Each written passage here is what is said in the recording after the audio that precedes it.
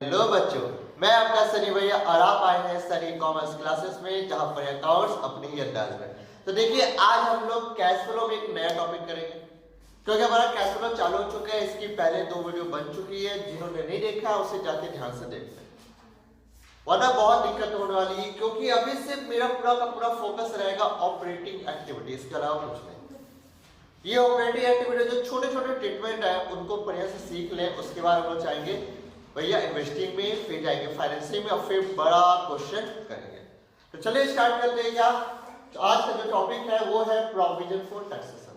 आज का जो टॉपिक रहेगा प्रोविजन फॉर टैक्सेशन। अक्सर स्टूडेंट इस जगह पे मार कर जाते हैं, अक्सर स्टूडेंट इसी जगह पे गड़बड़ करते हैं, हर बार गड़बड़ करते हैं और उठपटा करके आ जाते हैं एग्जाम में और नंबर कटा लेते हैं। और ये आपके एमसीक्यू में भी पूछ सकता है, ये आपके एमसीक्यू क्वेश्चन में भी पूछ सकता है कि क्या होगा। हाँ, सबका ठीक है। तो देखो क्या है प्रोविजन फॉर टैक्सेशन का, क्या ट्रीटमेंट है। देखो एक यहाँ देखो तारीख लिखा 21 मार्च 2022, यहाँ लिखा 21 मार्च 2021, यानी ये मेरा प्रीवियस ईयर है, ये मेरा करंट ईयर। ठीक है, आपको 2 बार टैक्स खड़ा किया। देखो प्रोविजन फॉर टैक्सेशन, ये करंट ईयर का टैक्सेशन है 70,000 और ये क्या प्रीवियस ईयर का टैक्सेशन है जो कि आपका है 60,000। ठीक है, जब सिर्फ क्वेश्चन में, जब सिर्फ क्वेश्चन में इस तरह का खड़ा रहे और साल कुछ नहीं बोला जाए, साल में कुछ नहीं बोला एक्स्ट्रा कोई बात, तो भैया करना कैसे ट्रीटमेंट वो समझ लो। ये जो प्रोविजन फॉर टैक्सेशन होगा, जो करंट ईयर का होगा प्रोविजन फॉर टैक्सेशन, जो करंट ईयर का प्रोविजन फॉर टैक्सेशन होगा, ये क्या होगा, ये ऑपरेटिंग एक्टिविटी में, यानी ऑपरेटिंग एक्टिविटी में सबसे ऊपर यानी नेट प्रॉफिट जहां लिखते हैं, ठीक है, वहां पे क्या होगा, ये प्लस होगा। क्या होगा वहां पे जाके, ये प्लस होगा। बात समझ लो ऐसे, ठीक है। वो लिखते ना यहाँ पे, जैसे क्या लिखते थे, नेट प्रॉफिट लिखते थे, फिर वहां पे ऐड जनरेट किया, फिर वही पे लिखते थे ऐड प्रोविजन फॉर टैक्सेशन। ठीक है, ये वहां पे जाके ऐड होगा, क्योंकि ये इस साल का प्रोविजन है, ये इस साल का प्रोविजन है। अब ये आपने प्रोविजन फॉर टैक्सेशन जो हमारा प्रीवियस है, प्रीवियस ईयर का जो होगा वो ध्यान सुनिएगा, वो भी ऑपरेटिंग एक्टिविटी में ही जाएगा। कहा जाएगा, ऑपरेटिंग एक्टिविटी में। लेकिन ये सबसे नीचे में जहां पे हम लोग फुल एंड फाइनल करते हैं, सबसे नीचे वहां पे क्या होगा, लेस होगा। क्या होगा वहां पे, लेस होगा। यानी जहां पर आप निकालते हो कैश जनरेटेड फ्रॉम ऑपरेशन, निकालते हो जो यहाँ पे आता है उसको लिखते हो, वहां पे लेस करेंगे। क्या बोलूंगा, income tax paid, income tax paid 60,000 less होगा एकदम। यस, ठीक है, इनकम टैक्स पेड 60,000 और माइनस करने के बाद जो भी आएगा, जो भी आपका आएगा वो आपका होगा net cash flow from operating activity. बात समझ आ गई। तो याद रखना, करंट ईयर जुड़ता है यानी ऐड होता है और प्रीवियस ईयर क्या होता है, माइनस होता है। ठीक है, ये सबसे ऊपर में होगा और ये सबसे नीचे में होगा। बात बहुत तरीका लगी, क्योंकि भैया सीरीज वाला है, ये प्रोविजन जो अगला बार के लिए बना है, ये प्रोविजन अगला बार के लिए। आपको पता है कमाते इस साल है, देते हैं अगला साल। ऐसा साल आपने सुना होगा, और नहीं सुना तो ध्यान से सुन लीजिए। ठीक है, तो ये बात समझ में आ गई। अब क्या करना है उसमें, अगर कभी किसी क्वेश्चन में अगर ये वर्ड लिख दिया, ध्यान सुनना, अगर ये वर्ड लिख दिया आपने क्वेश्चन में, एडजस्टमेंट में लिख दिया इनकम टैक्स पेड, ठीक है, पेड ड्यूरिंग द ईयर, और मान लो लिख दिया आपका, जैसे मैं बात बोलता हूं, लिख दिया आपका 40,000 लिख देता हूं, कितना, 40,000, ऐसा का लिख दिया। तो एक चीज याद रखना हमेशा, एक बात बोलता हूं, पहले भी बोला था, अभी बोलता हूं, जब फॉर्मेट बना रहा था, कि क्वेश्चन में देख लेना कि क्वेश्चन में इनकम टैक्स पेड है कि मेड है। इस क्वेश्चन में क्या है, पेड है, इस क्वेश्चन में पेड है, इस क्वेश्चन में पेड है। तो कैसे किया जाए, पेड और मेड, अगर पेड दिया होगा तो मेड निकालना होगा, मेड दिया होगा तो पेड निकालना होगा। ठीक, अब मैं आपको पहले, इससे पहले करने से पहले मैं आपको पूरा फॉर्मेट दिखा देता हूं। ठीक है, इस फॉर्मेट को अच्छे से उतारिएगा। फॉर्मेट होगा हमारा क्या, प्रोविजन फॉर टैक्सेशन, ये हमारा फॉर्मेट होगा provision for taxation account, taxation account. अच्छा इसका बैलेंस कैसे स्टार्ट होगा, ये डेट हो गया, particular amount, date particular amount, तो इसका बैलेंस जो भी ओपनिंग बैलेंस होगा वो बाई साइड से स्टार्ट होगा क्योंकि लाइबिलिटी होती है, सीधी सी बात है। तो बाई बैलेंस बीडी बोल के यहाँ पे लिख देना, जो भी होगा यहाँ पे लिख देना, ठीक है। अगर बाई उधर होगा तो टू यहाँ पे होगा, to balance c d, to balance c d बोल के यहाँ पे लिख देना, क्लियर हुआ। उसका जो भी आप टैक्स पेड करोगे ड्यूरिंग द ईयर वो टू में आएगा, to bank account, to bank account बोल के यहाँ पे लिख देना। अच्छा ये क्या निकला, इसको वो बाद में लिख दूंगा, चलो पहले इधर लिख देता हूँ।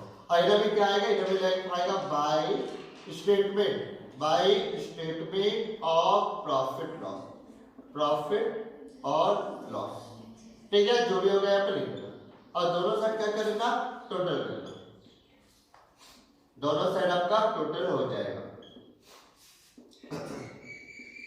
ठीक है। अब देखो बढ़िया से ध्यान सुनो, यहाँ पे जो टू बैंक लिखाया, यहाँ पे जो आता है वो उसको होता है पेड, क्या होता है वो पेड, यहाँ जो होता है ये होता है मेड।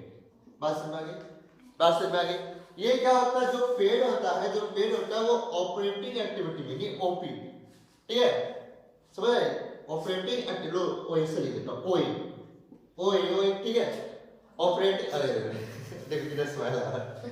तो ऑपरेटिंग एक्टिविटी में क्या होगा, माइनस होगा, क्या होगा, माइनस। ये ऑपरेटिंग एक्टिविटी में क्या होगा, प्लस होगा ऊपर साइड में, याद रहेगा चीज, याद रहेगा चीज। अब देखो करना क्या, समझो हमारा यहाँ पे मैंने आपको एक क्वेश्चन बना दिया, क्या इस क्वेश्चन को बना भी लेना, 70,000 60,000 है, क्लियर प्रमाण और नहीं, ये प्रीवियस ईयर का ये कर दिया क्या, इनकम टैक्स पेड ड्यू है कितना है, 40,000, कितना है 40,000। आप कुछ मत करो, बस आप पुटिंग करो, आप पुटिंग करो, प्रीवियस ईयर यानी ये ओपनिंग होगा कितने का है, 60,000, हमने यहाँ लिख दिया 60,000, हमने यहाँ पे आराम से लिख दिया 60,000, खत्म।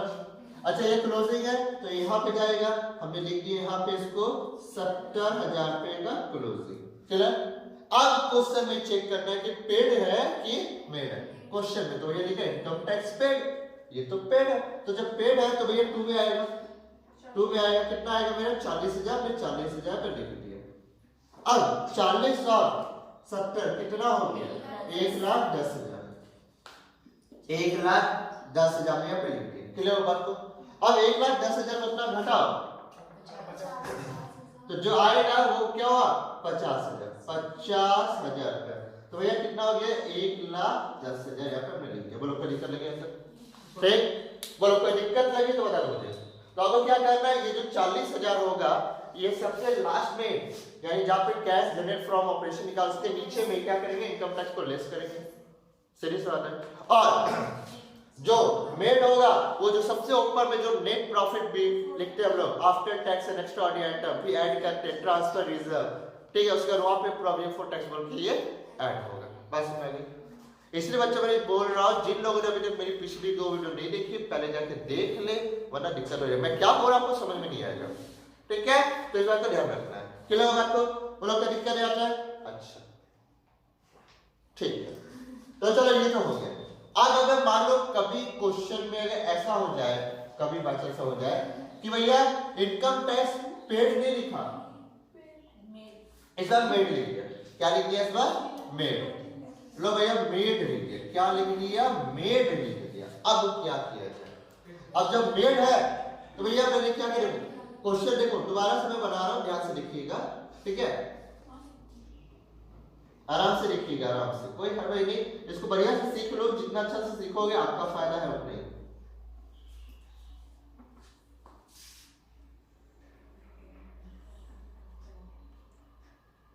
चलिए अब एक ध्यान से, अगर कभी किसी क्वेश्चन में मेड दे दिया, वहां लिखा रहेगा, ठीक है, तो अब क्या करना है, अब सीधी सी बात है, कुछ नहीं करना, दिमाग ज्यादा नहीं लगा, बस पुट कर देना है। तो फॉर्मेट मैंने रेडी, तो भैया मेड है तो कहां जाएगा, मेड वाला इस जगह पे जाएगा, 40,000 मैंने 40,000 पे लिख दिया, क्लियर। टोटल कितना बन गया, टोटल मेरा 1,00,000 बन गया, 1,00,000 मैंने पुट कर दिया, खत्म। अब 1,00,000 में से 70,000 गया तो भैया पेड कितना हुआ, 30,000, अब मैं 30,000 पे लिख दिया, खत्म, लो हो गया।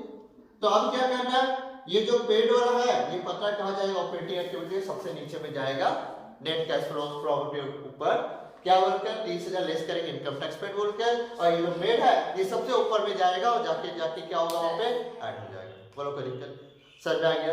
तो ये पेड और मेड का खेला बहुत अच्छा है, ये एमसीक्यू क्वेश्चन पक्का पूछेगा, मैं भी बता देता हूँ, ठीक है। अच्छा सर अगर ये वाला नहीं होता तो, सर ये नहीं होता, अगर ये लाइन नहीं होती, ठीक है, ये लाइन नहीं होती तो हम लोग क्या करते? तो सर आप बोलेंगे हमको कि ऑपरेटिंग एक्टिविटी में ये क्या करना, ये जो पिछला साल का ये माइनस कर देना और करंट ईयर का जोड़ देना। क्या इसको फॉर्मेट नहीं बना सकते? हाँ वैसे बना सकते हैं फॉर्मेट बना के, काम तो वही होगा। काम क्या होगा देखो, सर इसका 60,000 70,000 पुट करके रखा हुआ है ना। अब मैंने आपको क्या बोला, मैंने आपको बोला कि जो पिछला साल का है यानी जो ओपनिंग है वो क्या होगा, ये वाला पेड होगा, ये वाला पेड होगा ना, 60 जो है बाकी तो 60 यहाँ पे लिखा गया। तो अल्टीमेटली देखो 60 और 70 कितना हो गया, 1,30,000। अब 1,30,000 60,000 घटाओ कितना आ गया, तो लोग घूर फिर के देखो तो वही तो आ गया, 60,000 पेड 70,000 मेड, लोग हो तो गया, ठीक है। सीधी सी बात है, क्लियर पर बात? तो हाँ बोलो, अरे डेट होगा वैसे लिखेंगे यार, एकदम एकदम एकदम, अरे लिख देता हूँ, लोग है 31/3/21, यहाँ पर लिख देता हूँ 31/3/22, यहाँ लिख दो, अच्छा यहाँ लिख देता हूँ 31/3/22, डेट खुद लिख सकता है यार, 31/3/22 लो हो गया, ठीक है। और उनका दिक्कत लगे यहाँ पे क्लियर है। अच्छा एक और आपको दिखा देता हूँ, क्या प्रपोज डिविडेंड को लेकर ट्रीटमेंट, ठीक है। प्रपोज डिविडेंड का भी खेला कुछ इसी टाइप का ही होता है। चलो अब मैं क्या कर रहा हूँ, इसको मैं मिटा दे रहा हूँ, ठीक है। अब प्रोविजन फॉर टैक्सेशन नहीं देखेंगे, अब देखेंगे प्रपोज डिविडेंड को लेकर। इसको बाद में भी सिखाना था लेकिन अभी मैं सोच रहा हूँ सिखा देता हूँ, ठीक है, तो अच्छा रहेगा, कभी मिला तो हो जाएगा आपका काम। रुक जाओ मैं बात करूंगा।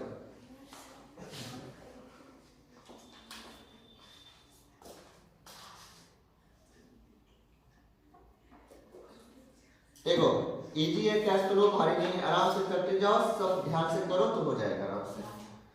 ये प्रपोज डिविडेंड जो केस दिखा रहा है ये मुझे बाद में दिखा रहा है, लेकिन सोच रहा हूँ अभी जब फॉर्मेट रेडी है तो मैं बता ही देता हूँ, तो इससे कुछ चल नहीं जाएगा, समझ लोगे अच्छा से कि करना कैसे है। और किसको बासी आ रहा है, हाँ? सपना को फेमस होने लगता है यूट्यूब पर।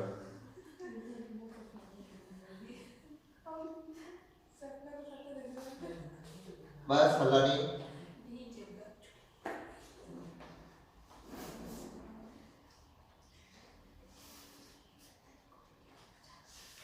चलो अब अब ये मेरा केस है प्रपोज डिविडेंड को लेकर, ठीक है। प्रपोज डिविडेंड को लेकर मेरा केस होगा प्रपोज डिविडेंड। अब सवाल ये हुआ what is the meaning of propose dividend, what is the meaning of propose dividend, ठीक है। तो आने वाला वक्त में पता चल जाएगा आपको क्यों क्या होता है प्रपोज डिविडेंड। यानी समझ लो ये मेरा अकाउंटिंग ईयर चल रहा है, ये मेरा अकाउंटिंग ईयर चल रहा है, ठीक है भैया। आपको पता है डिविडेंड कमाते हैं, मतलब ये प्रॉफिट कमाए डिविडेंड देना पड़ता है, ठीक है। बात डिविडेंड मेरे प्रॉफिट कमाए इस साल, प्रॉफिट कमाए मान लो 2021 में, लेकिन इसका डिविडेंड देंगे अगले साल यानी 2022 में, इसको बोलते हैं लोग क्या, प्रपोज डिविडेंड, ठीक। यानी कमाई इस साल देंगे अगला साल, ये डिस्ट्रीब्यूशन कब होगा, अनाउंसमेंट कब होगा कि अगला साल दिया जाएगा इतना का डिविडेंड, ये प्रपोज डिविडेंड है। और जब ड्यूरिंग द ईयर ही दे दिया जाए तो इसको बोलते हैं इंटरिम डिविडेंड, इसको बोलते हैं इंटरिम डिविडेंड, ठीक है। तो अब देखो क्या है, ट्रीटमेंट मेरा सेम वही है, कुछ नहीं। देखो मान लो मैंने यहाँ पे लिख दिया प्रपोज डिविडेंड, यहाँ मैंने लिख दिया प्रपोज डिविडेंड, ठीक है। प्रपोज डिविडेंड कितने का, मान लो वही रखा मैंने यहाँ पे 60,000 रख दिया, इस बार मैंने यहाँ पे 50,000 लिख दिया। आई होप कि क्लियर पर बात, क्लियर पर बात। अच्छा अब क्या, तो भैया सिंपल सा फंडा वही चलता है, जो प्रीवियस ईयर का है, सुनिएगा, जो प्रीवियस ईयर का है ये जाएगा फाइनेंसिंग एक्टिविटी में, क्या होगा, माइनस होगा। फाइनेंसिंग एक्टिविटी किस लिए बनाते हैं, बोला ना फाइनेंस के लिए। तो मैंने एक बात बोली थी, बछड़ा वहीं जाएगा जहां गाय जाएगी। बोला ना, बछड़ा वहीं जाएगा जहां गाय जाएगी। मुझे बताओ डिविडेंड किसके ऊपर दिया जाता है? शेयर्स के ऊपर दिया जाता है। तो शेयर्स कहां जाता है? शेयर्स तो फाइनेंसिंग एक्टिविटी में जाता है। तो जब शेयर्स फाइनेंसिंग एक्टिविटी में जाएगा तो भैया डिविडेंड तो वही जाना चाहिए, सीधी सी बात है। ठीक है, तो फाइनेंशियल एक्टिविटी में माइनस हो जाएगा। अच्छा ये वाला तो भैया ये कहां जाएगा? ये ऑपरेटिंग एक्टिविटी कहां जाएगा? ऑपरेटिंग एक्टिविटी में। ये ऑपरेटिंग एक्टिविटी में क्या होगा? प्लस होगा। सर कहां होगा? वही होगा बाबू जहां पे हम लिखते हो सबसे पहले नेट प्रॉफिट आफ्टर टैक्स, फिर ऐड करते हो जनरल रिजर्व, ठीक है, उसके बाद ऐड करते हो प्रपोज डिविडेंड। ओपनिंग में क्यों जाएगा? हाँ? ऑपरेटिंग एक्टिविटी में क्यों जाएगा? क्योंकि इसका तो प्रोविजन बना है, इसका पेमेंट तो अगला साल होगा, तो इस साल का तो है ही नहीं अभी तक। समझ में बात? समझ में आ गई? तो आओ ये चीज आपको ध्यान रखना होगा। और गाय जहां जाएगी बछड़ा वहीं जाएगा, ये बात याद रखना, ये भी साथ में, ठीक है। तो इसमें दो चीज क्या मिला? एक चीज जाएगा यानी ऑपरेटिंग में, दूसरा जाएगा मेरा फाइनेंसिंग में। समझ में? फॉर्मेट 2 कॉपी वही है। सबसे पहले क्या प्रोविजन है ना, मैं मिटा देता हूं उसको, इसको लिख देता हूं। ध्यान से देखिएगा कि कैसे करना है। ये अगर नहीं समझ में आएगा तो फिर से जब प्रैक्टिकल करूंगा फाइनेंशियल पहुंचूंगा फिर से करा दूंगा। अभी समझ लो अच्छा से। Propose dividend, propose dividend account. बच्चा लोग ध्यान से देखो। तो सबसे पहले जो भी ओपनिंग बैलेंस होगा यहाँ लिखेंगे, यानी बाई बैलेंस बिडी बोल के यहाँ लिखेंगे, और जो क्लोजिंग बैलेंस होगा वो यहाँ लिखा जाएगा। अब ड्यूरिंग द ईयर जितना हमने डिविडेंड पेड कर दिया, समझ आया ना, वो क्या होगा? यहाँ पे लिखा जाएगा। और इसका जो बचेगा वो सारा का सारा बाय स्टेटमेंट प्रॉफिट लॉस बोल के लिखा जाएगा। और ये पूरा का पूरा फॉर्मेट हो गया रेडी। बराबर कर लेंगे। समझ में आया बात को कि कैसे हो रहा है सब कुछ? तो ये छोटा सा टॉपिक था जो कि प्रपोज डिविडेंड और प्रोविजन फॉर टैक्सेशन के लिए काम वही है। प्रोविजन फॉर टैक्सेशन सीख लिया तो समझ लो प्रपोज डिविडेंड भी सीख लिया। क्लियर? बराबर का। तो ये था छोटा सा टॉपिक। अब क्या करना है? कोई सवाल सुनो तो और है, देखते हैं। चलिए एक सवाल बनाएंगे और साथ साथ करेंगे, ठीक है? चलिए एक सवाल बनाते हैं। चलो बच्चों एक क्वेश्चन देखते हैं, ठीक है? आपको स्क्रीन में इसकी पिक नजर आ जाएगी। चलिए क्वेश्चन निकाल लीजिए सब अपना। सीबीएसई का बुक से 15 नंबर का नया बुक से सीबीएसई का बुक में 15 नंबर क्वेश्चन है प्रैक्टिकल क्वेश्चन में। और आप लोग जो वीडियो देख रहे हैं उनको स्क्रीन में नजर आएगी, क्वेश्चन को आप देखो। चलो अपलोड हो रही है, देखो। लिखा हुआ है calculate cash from operating activities from the flowing balance sheet. इस बार बैलेंस शीट आपको बना के दे दिया, आपको बोला भैया आपको कैश फ्रॉम ऑपरेटिंग एक्टिविटी निकाल के देखना। 31/3/18 यानी ये करंट ईयर है, और इधर 31/3/2017 यानी ये प्रीवियस ईयर, यानी करंट ईयर प्रीवियस ईयर का दे दिया है। पूरा बैलेंस शीट का ये फॉर्मेट आपने पहले भी देखा है, कंपनी में भी देखा है, यानी पूरा कंपनी में ही ऐसा बैलेंस शीट का फॉर्मेट देखा ही था। सबसे इक्विटी एंड लायबिलिटी लिखा हुआ है share holder funds. Share capital है 5 लाख, अब 5 लाख है ना, ठीक है। अगर ये 5 लाख से 4 लाख या 5 लाख से 9 लाख होता, कुछ भी होता वो बात का होता, तो मुझे बताओ शेयर कैपिटल कौन सी एक्टिविटी में जाता है? फाइनेंसिंग एक्टिविटी में। ये कहा जाता है फाइनेंसिंग। क्या ये ऑपरेटिंग आइटम है? नहीं, इसको भी कुछ नहीं करना। रिजर्व एंड सरप्लस 2 लाख से 1,20,000, ठीक है। ये रिजर्व सरप्लस होता क्या? सवाल हुआ रिजर्व सरप्लस में आता क्या है, ये सबसे बड़ा सवाल है, ठीक है। चलो अभी पूछूंगा, थोड़े में इंतजार करो, अभी सुन तो लो। अगला लिखा है नॉन करेंट लायबिलिटी और उसका नीचे में लिखा है लॉन्ग टर्म बोरोइंग। अब देखो लॉन्ग टर्म बोरोइंग का बगल 1 लिख दिया, यानी नोट नंबर 1। इसका लो ऊपर नहीं देखना, नीचे देखो वर्किंग नोट में जाके। बाबू याद रखना, जिस पे भी नोट लिख देगा ना उसका ऊपर में नहीं देखना, उसके नीचे में जाके देखना होगा। जहां पे देखो आपको नीचे मिलेगा नोट नंबर 1 में लॉन्ग टर्म बोरोइंग में क्या है? 8% का डिबेंचर। पिछला साल 2 लाख रुपए था, इस साल 2,50,000, यानी 50,000 का डिबेंचर मैंने और मार्केट में इश्यू किया है, ठीक है। तो डिबेंचर जो पहले कम था बढ़ गया, तो डिबेंचर कहा जाता है? डिबेंचर जाता है फाइनेंशियल एक्टिविटी, डिबेंचर जाता है फाइनेंशियल एक्टिविटी। लेकिन उसके बगल में एक 8% लिखा हुआ है, ये झोला किया है कुछ, याद रखना। यानी 8% लिख दिया है, इसका क्या इंटरेस्ट निकालना है? सर लिखा हुआ कहीं पे नहीं लिखा तो बाबू निकालना पड़ेगा, क्योंकि 8% लिख दिया है, ठीक है। ये तो हो गया। अब दूसरा वापस ऊपर में आते हैं करेंट लायबिलिटी में। करंट लायबिलिटी में देखो आपका other current liability working note number 2 लिखा हुआ है, जो कि पिछला साल 3000 है, फिर 0 हो गया। अब चेक करो वर्किंग नोट नंबर 2 में नीचे फिर वापस आओ, जहां लिखा है अदर करंट लायबिलिटीज, जहां पे लिखा आउटस्टैंडिंग एक्सपेंसेस। पिछला साल 3000 था, इस बार 0 हो गया, तो सारा आउटस्टैंडिंग एक्सपेंसेस ये तो करंट लायबिलिटी होती है। अब करंट लायबिलिटी होती है तो पिछला साल 3000 थी, इस बार 0 हो गया, रिपेमेंट हो गया। ठीक है, ये कहा जाएगा, ये तो ऑपरेटिंग एक्टिविटी में जाएगा, ये कहा जाएगा ऑपरेटिंग एक्टिविटी में जाएगा। ठीक है, यानी ऑपरेटिंग एक्टिविटी कहां पे? वर्किंग कैपिटल में, यानी ऑपरेटिंग एक्टिविटी में वर्किंग कैपिटल हेड में जाएगा। अच्छा, फिर से वापस ऊपर आते हैं। Short term provision working note number 3, ओहो 75 और 70 लिखा है ना। अब वापस नीचे आओ, वर्किंग नोट नंबर 3 देखो क्या लिखा है। शॉर्ट टर्म प्रोविजन के अंदर में क्या है? प्रोविजन फॉर टैक्सेशन है, यानी प्रोविजन फॉर टैक्सेशन। पिछला साल 17,000 था, इस साल 75,000 है, यानी दो पिछला साल यानी प्रीवियस ईयर 70,000, इस साल 75,000। ठीक है, बहुत अच्छी बात है। अब ऊपर में वापस आओ, देखो टोटल कर दिया दोनों साइड, करंट या प्रीवियस ईयर का।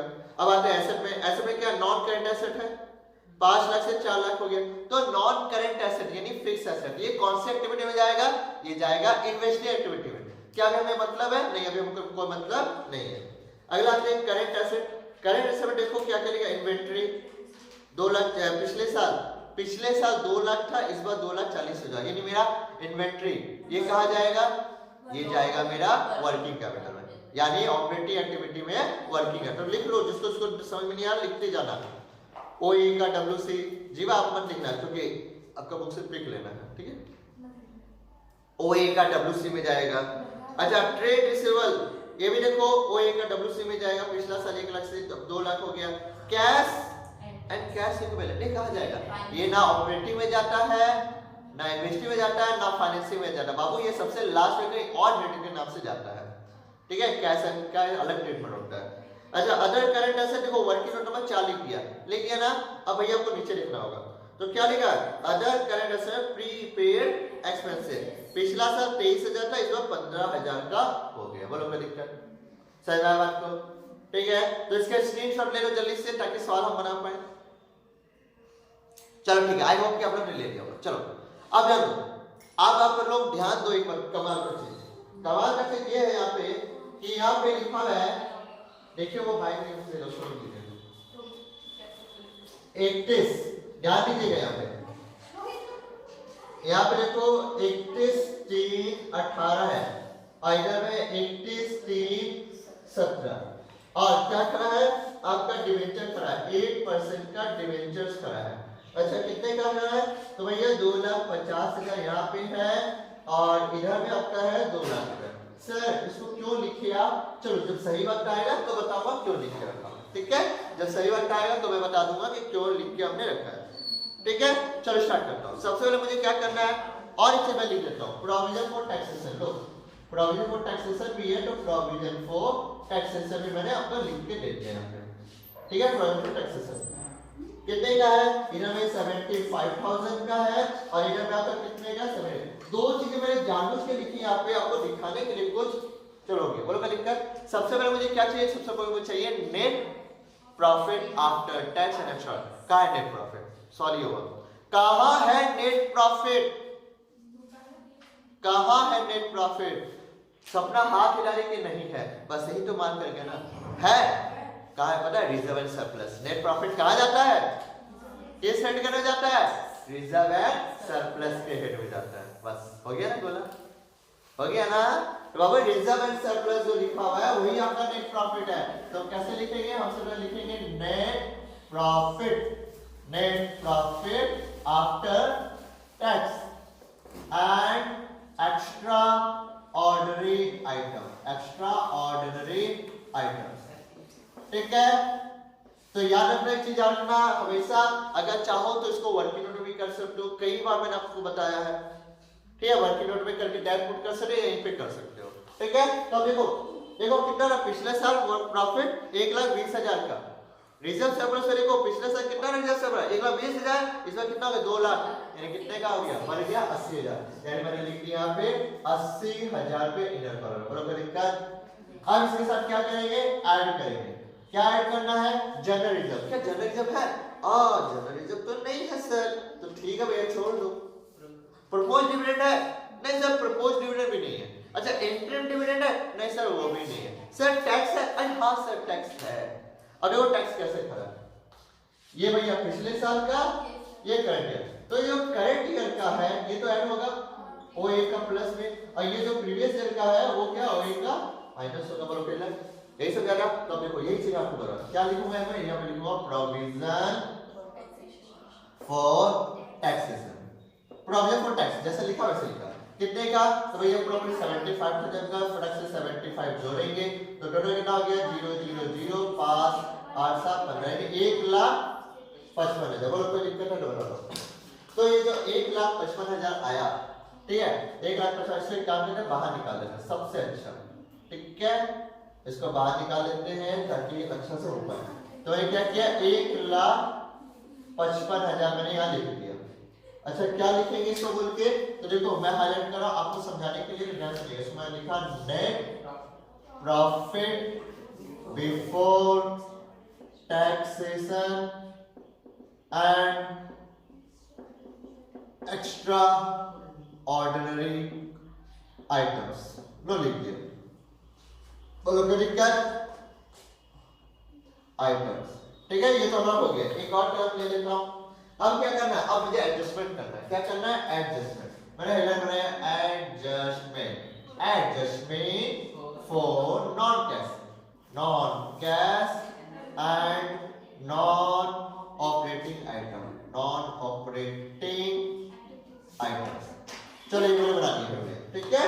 अब सवाल क्या हो समझो, अब सवाल क्या हो समझो, क्या नॉन ऑपरेटिंग, इसमें ढूंढो कि क्या इसमें जाएगा, क्या है इसमें जो जाएगा, क्या डेप्रिसिएशन है? नहीं है। कुछ भी आइटम यानी नॉन ऑपरेटिंग नॉन कैश का कोई आइटम है इसके अंदर में? तो भैया नजर नहीं आ रहा सर, लेकिन नजर आएगा दिखाता हूं इसको। यहाँ पे आपने क्या बोला कि सर ये जो डिवेंचर्स है, सिर्फ मैं डिवेंचर की बात करूं, मैं सिर्फ डिवेंचर्स की बात करूं, तो ये तो कहां जाएगा? ये दोनों जाएगा फाइनेंशियल एक्टिविटी में। कहा जाएगा? लेकिन जो 8% का जो खड़ा है इंटरेस्ट, इसको इंटरेस्ट बोलते हैं, तो ये कहा जाएगा? तो ये कहा जाएगा उसमें दो जगह, पहले जाएगा ये ऑपरेटिंग एक्टिविटी में प्लस होगा, ठीक, दूसरा कहा जाएगा ये फाइनेंसिंग एक्टिविटी में जाएगा जहां ये माइनस होगा। फिर बोलोगे सर ऐसा क्यों? तो मैं बोलता हूं वही बात, गाय जहां जाएगी बछड़ा तो वही ना जाएगा, सीधी सी बात है। हाँ, तो गाय तो चली गई फाइनेंसिंग में, तो बछड़ा भी मैं करके पहुंच गया, ठीक है। तो ये क्या होगा? ऑपरेटिंग एक्टिविटी जुड़े हैं, क्यों? क्योंकि ये ऑपरेटिंग एक्टिविटी का आइटम नहीं है, ये ऑपरेटिंग एक्टिविटी का आइटम नहीं है, ये फाइनेंसिंग आइटम है। तो भाई यहाँ पे सही करेंगे और फिर वहां जाके मतलब यहाँ पे ऐड बैक करेंगे और वहां पे जाके क्या करें? दिखा देंगे। बोलो फिर दिक्कत नहीं आता है, क्लियर बात? तो चर्चा करते हैं। और सवाल ये हुआ ना, सबसे बड़ा दिक्कत ये है कि 8% का डिवेंचर अगर निकालना है तो किस पे निकालना है? इस पे निकालना है, किस पे निकालना है? सवाल ये हुआ, ठीक है। तो नहीं, अब मैं आपको बताता हूं, क्या सवाल में कहीं लिखा है कि ये जो 2 लाख से 2,50,000 ये ओपनिंग डेट को हुआ? कोई डेट लिखा है? कितने डिफरेंस? 50 से बढ़ा ना, तो 50 से कब बढ़ा? कोई डेट मेंशन है? नहीं ना, नहीं ना। तो हम हमेशा ये एज्यूम करेंगे कि जो 50,000 जो बढ़ा है वो लास्ट में बढ़ा है, यानी लास्ट में क्या? अकाउंटिंग ईयर का एंड में बढ़ा है। तो यानी मुझे किससे मतलब है? सिर्फ 2 लाख, यानी इंटरेस्ट में किस में निकलेगा? 2 लाख का 8% जो कि निकलेगा 16,000। बोलो कोई दिक्कत नहीं आता? समझाया मैं बात को? अगर कभी स्पेशली क्वेश्चन में लिख दिया जाए कि क्या कि ये जो 2,50,000 से बढ़ा इस तारीख को बढ़ा, मान लीजिए लिख देता 1/4/17 को ही ये बढ़ गया, तो भैया कितना पे निकालते? 2,50,000 पे निकालते। या ऐसा लिखता कि ये बढ़ा 1/6/17 को बढ़ा, तो भैया 2 लाख पे अलग निकाल देंगे पूरा फुल ईयर, और जितना बढ़ा 50,000 ना, तो 50,000 का 8% जितना महीना से था वो कर लेंगे, ठीक है। तो ये क्वेश्चन को आपको ध्यान से देखना, जब कुछ ना लिखा तो हमेशा ये मानेंगे कि ये जो 50,000 बढ़ा ये अकाउंटिंग ईयर का लास्ट बढ़ा, तो मुझे सिर्फ ओपनिंग पर 8% निकाल देना, 16,000 का इंटरेस्ट में निकल के आ गया। अब जब 16,000 का इंटरेस्ट निकल के आया तो क्या करेंगे? यहाँ पे ऐड करेंगे, लिखा मैंने add interest, add interest on debentures, कितने का इंटरेस्ट है? तो 16,000 का। इस कॉलम में मैंने लिख दिया। बोलो कोई दिक्कत? और कुछ है क्या? और कुछ आइटम हमको नजर आ रहा है कि नॉन कैश नॉन ऑपरेटिव में जाएगा? कुछ नहीं है, कुछ नहीं है, अब कुछ नहीं बचा। तो भैया अब क्या है? बस एक ही आइटम है। तो इसको देखो ऐसे लाइन देके डायरेक्ट बाहर निकाल देंगे आप 16,000। अब 16,000 उसको दोनों को जोड़ेंगे कितना होगा? 1,71,000। अब जब 1,71,000 है, इसको क्या बोलते हैं? इसको बोलते हैं operating profit before change in working capital. Working capital हो गया। कितना आसान है, कुछ भी तो नहीं है। अब तो फॉर्मेट भी याद हो गया होगा। हो गया ना? अरे अरे अरे बराबर से भूल जाओगे, ऐसे कैसे बोल रहे हो? ठीक है, ये हो गया। अब क्या करना है? अब भैया आपको करंट वाला देखना है। करंट एसेट और करंट लायबिलिटी। चलो वापस से आते हैं बुक में। देखो देखो यहां से देखो, सबसे पहले क्या है करंट लायबिलिटी में? ऊपर से देखो current liability working note number कितना बोला? 2 बोला ना देखने। तो भैया 2 में जाके देखो, 2 में क्या था? आउटस्टैंडिंग एक्सपेंस है। कितने का? 3,000 प्रीवियस है, इस साल कुछ नहीं है। तो ऐड करो, लेस करो।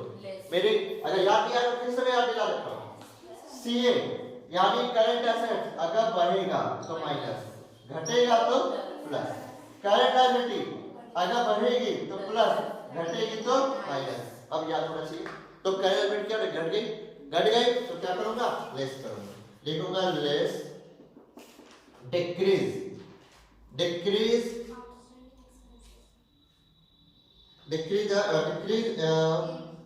in outstanding expenses। ठीक है, अगर चाहो तो इसको पूरा सेंटेंस से decrease in the value of outstanding expenses. थोड़ा लंबा हो जाता है ऐसे। ठीक है भाई, ठीक है। कितने का? तो 3,000। 3,000 मैंने क्या किया? पे माइनस में रख दिया। ठीक है, खत्म हो गया। अगला क्या लिखा हुआ है? अगला देखो वहां पे शॉर्ट टर्म प्रोविजन का लायबिलिटी में जाना। तो शॉर्ट टर्म प्रोविजन का काम तो मैंने कर दिया। अब मुझे कुछ करने का इसको नहीं, एक काम तो कर दिया, बाद में देखा जाएगा। अच्छा बात है करंट एसेट में। नीचे में देखो इन्वेंट्री पिछले साल 2 लाख थी, इस साल 2,40,000 हो गई। बढ़ गई ना? करंट एसेट बढ़ गया ना? तो क्या करूंगा? माइनस करूंगा, यानी लेस करना है। तो मैं क्या करूंगा? लेस। क्या बोलूंगा? Increase in inventory. ठीक है, इन्वेंट्री मेरा बढ़ गया। कितना से बढ़ गया? 40,000 मैंने नेगेटिव में लिया। कहानी खत्म। वाला नहीं।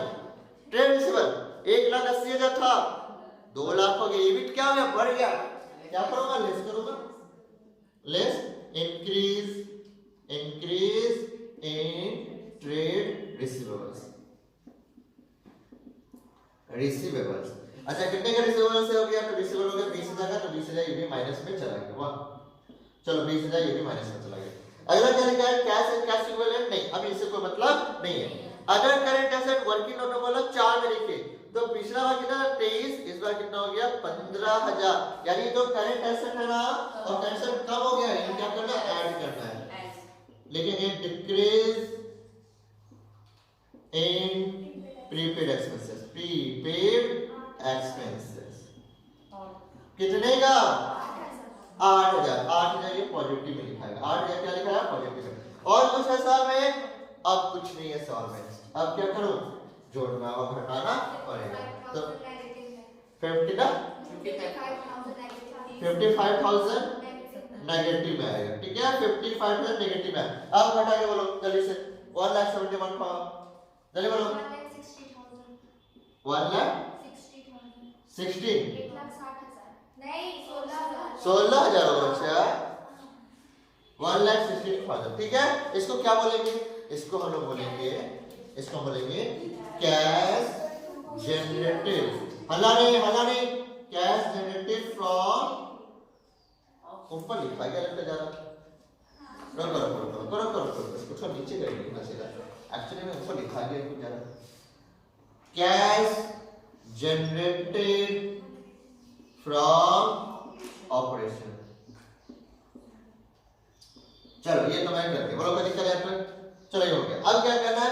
अब भैया एक चीज बच गया। क्या बच गया? सर टैक्स बच गया। टैक्स देना होगा ना। मैं इससे बोला था चाहे लिखाओ या मत लिखाओ, आप हमेशा लिखो। इससे आपको याद हो जाएगा हाँ इससे मुझे टैक्स को घटाना है। लिखूंगा लेस, लिखूंगा लेस, क्या लिखूंगा इनकम टैक्स पेड, या डायरेक्ट ये भी कर सकते हैं एक और ऑप्शन टैक्स पेड, ठीक है टैक्स पेड ये भी कर सकते हो टैक्स पेड। कितने का टैक्स पेड किया गया तो भैया टैक्स पेड किया गया पूरा का पूरा 70,000 का। चलो 70,000 माइनस करके बताओ कितना 46 आप उसमें वो आंसर है आ गया। चलो बहुत अच्छी बात आ गया। इसको क्या बोलेंगे इसको बोलेंगे net cash flow from operating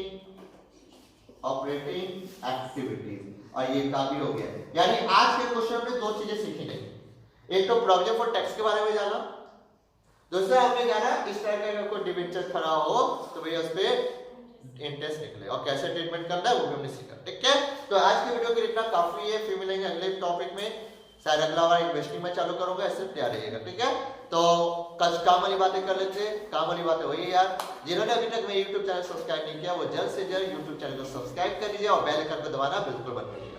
और अगर मेरी वीडियो पसंद आ रही है, कुछ सीख रहे हो तो यार अपने फ्रेंड के साथ उसको शेयर करो, जितना हो सके शेयर करो ताकि उन्हें भी कुछ मौका मिले सीखने का कुछ। ठीक है तो चलो अलविदा करने का वक्त हो गया, tata bye bye see you good night, सबा खैर शुभ रात्रि, थैंक यू। इसको आराम से आप कॉपी करो।